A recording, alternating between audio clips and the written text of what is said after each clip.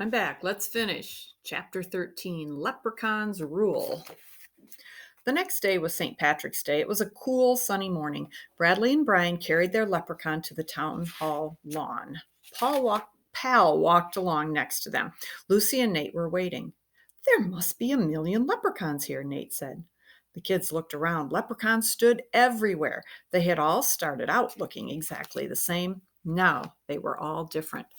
The leprechauns were all dressed or decorated or painted. There were rock stars, sports figures, and nurses. Bradley saw Mickey Mouse and an Elvis. He waved to Josephine and her fairy princess. He saw Officer Fallon holding the police leprechaun. Ben and Ralphie came over to say hi. What's yours supposed to be, anyway? Ralphie asked. A giant hamster? It's our dog Pal, Bradley explained. I wonder who will win first prize, Ralphie said. Brian grinned. Us, he said. We have the only talking leprechaun.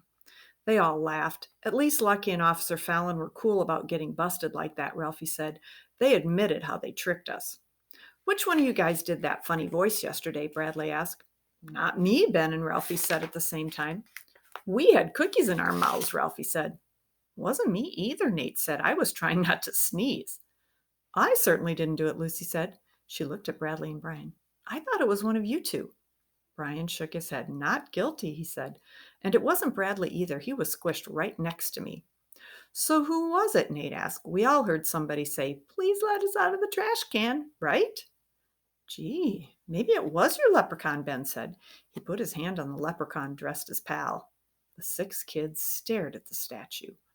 Just then, the mayor of Green Lawn stepped out of the town hall. The crowd cheered and the mayor waved. He walked among the leprechauns, chatting with people and patting kids on the head. His assistant walked with him, taking notes on a clipboard. The mayor stopped in front of the leprechaun dressed as a dog. And what have we here? The mayor asked. A dog leprechaun? Yes, sir, Bradley said. It's a basset hound. It's supposed to look like our dog, Pal. Pal woofed at the mayor. Oh, I see, said the mayor. Very cute, very clever. He whispered something to his assistant. She scribbled a note. The mayor walked away. Soon the mayor had examined all the leprechauns. He and his assistant walked up the town hall steps. A microphone was waiting for him. Good morning and happy St. Patrick's Day, the mayor said. I'm happy to see that so many of you believe in leprechauns. This is the biggest turnout I've ever seen. More clapping and whistling. The mayor took the clipboard from his assistant. It seems we have a tie this year, he said. We have 2 winners. Everybody looked at one another's leprechauns.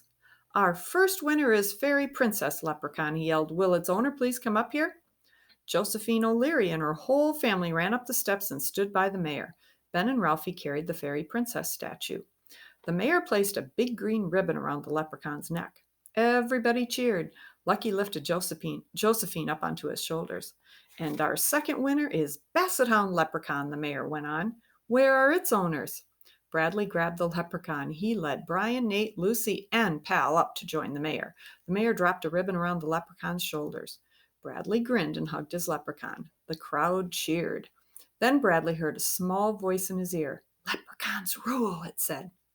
Bradley stared at the leprechaun. The leprechaun stared back. Maybe it was the sun in his eyes, but Bradley could have sworn the leprechaun was winking. The end. This is, if you want to read some more of these, they're called the Calendar Mysteries. They go along, they're the younger siblings of the kids that are in the A to Z Mysteries. So you can find that hopefully online somewhere. Try Epic. I'm not sure if they're there, but maybe if you do some research, you can find them. Well, good luck. I will try to find another book that I can share. Have a good day.